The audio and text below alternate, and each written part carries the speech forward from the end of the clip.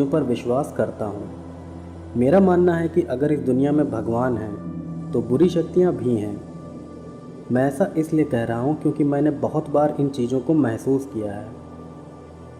खैर, अब मैं आपको मेरे साथ हुई वो भयानक घटना बताता हूँ जिसे याद करके मैं आज भी कांप जाता हूँ। ये घटना मेरे साथ साल 2013 में हुई थी। उस समय मैं 9 साल का था। दरअसल बचपन में मैं ज़्यादातर अपने नाना नानी के यहाँ ही रहता था। मेरे नाना नानी के यहाँ मेरे 3 मामा और 2 मौसी थी। मेरी बड़ी मौसी मुझे बहुत प्यार करती थी। वो मुझे अपने बच्चे जैसा मानती थी। मैं जब भी नाना नानी के घर जाता था तब मेरी बड़ी मौसी मुझे जल्दी घर वापस नहीं जाने देती थी। तो साल 2013 में जब मैं अपने नाना नानी के घर गया था, उसी समय अचानक से मेरी बड़ी मौसी की तबीयत खराब हो गई। शुरुआत के कुछ दिनों तक तो मौसी ठीक रही, लेकिन दिन बीतने के साथ ही मौसी की तबीयत और भी ज़्यादा बिगड़ने लगी। यहाँ पर एक और बात मैं आपको बता देना चाहूँगा कि मेरे नाना का घर मुझे काफ़ी डरावना लगता था। दरअसल मेरे नाना का घर 2 मंजिल का है और उस घर में भी नीचे के कमरे तो सही हैं, लेकिन छत पर बने कमरे मुझे बहुत अजीब लगते थे। मैं जब भी ऊपर बने कमरों में जाता था तब मुझे ऐसा लगता था कि जैसे वहाँ पर मेरे अलावा कोई और भी है जो मुझे घूर रहा है।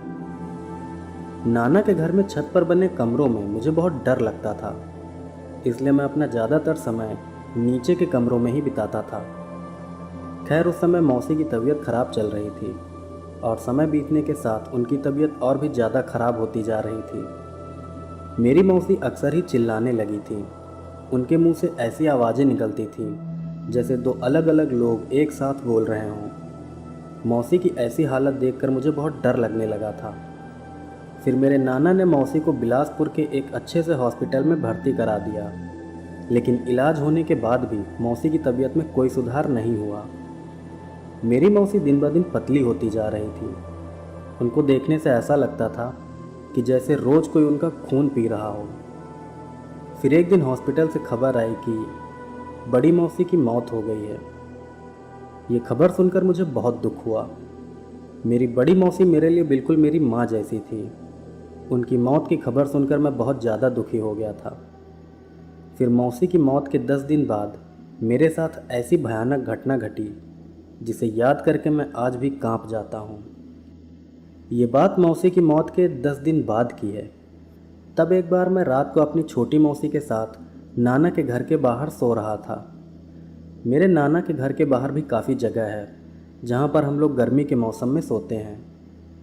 तो रात को सोते समय अचानक मेरी नींद खुल गई। नींद खुलते ही मुझे बहुत तेज़ प्यास लगने लगी। ऐसा मेरे साथ पहली बार हुआ था कि इतनी रात को मुझे प्यास लगी हो। खैर, फिर प्यास लगने पर मैं घर के अंदर चला गया और पानी पीकर मैं वापस आने लगा। फिर जब मैं पानी पीकर नाना के घर के बाहर आया तब अचानक न जाने मेरे दिमाग में ऐसा क्या आया कि मैं पलटकर नाना के घर की छत की तरफ देखने लगा।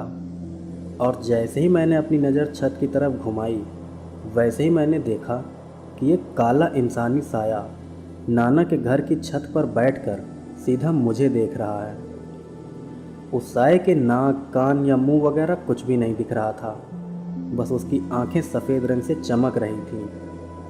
उस काले साये के बाल भी बहुत लंबे लंबे थे। उसको देखने से ऐसा लग रहा था कि जैसे वो कोई औरत हो।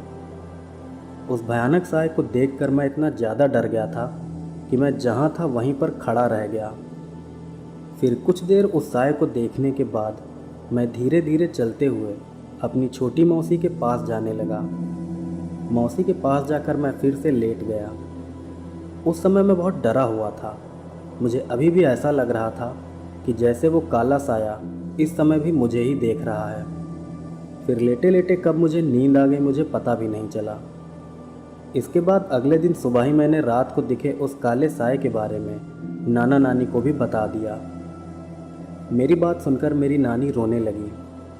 रोते हुए मेरी नानी ने मुझसे कहा कि कोई बात नहीं बेटा, वो बस एक बुरा सपना था, तुम उसको भूल जाओ। इस घटना के बाद वो काला साया दोबारा मुझे कभी भी दिखाई नहीं दिया। उस काले साये के बारे में मेरी नानी ने मुझे बाद में भी कभी कुछ नहीं बताया। इस घटना को बीते काफ़ी साल हो चुके हैं और मुझे लगता है कि